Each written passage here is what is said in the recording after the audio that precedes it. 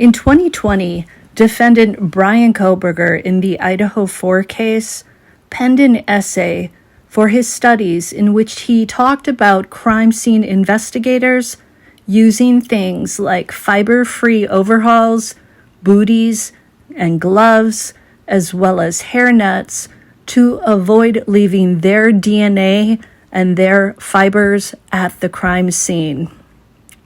It seems safe to believe that if he is indeed the perpetrator of the crime, then I'm pretty sure we're going to find out that he was wearing those items.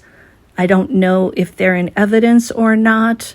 I don't know if law enforcement has receipts for the purchase of such items, but I'm pretty sure this is likely how he avoided leaving everything but the DNA on the sheath at the crime scene if he is indeed the perpetrator.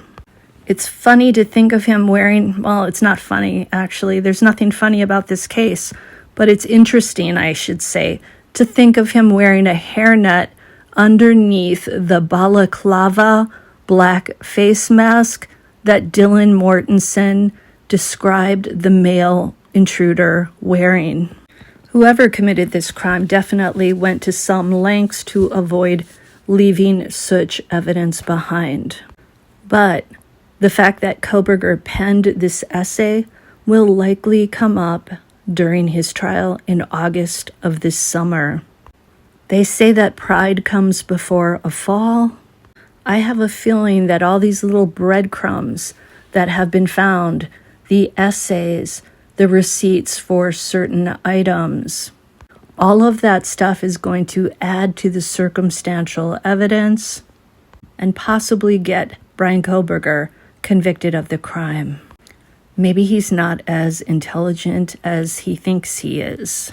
Don't get me wrong, I think he has a pretty solid brain on his shoulders, but I don't think he's quite as savvy as he thought he was.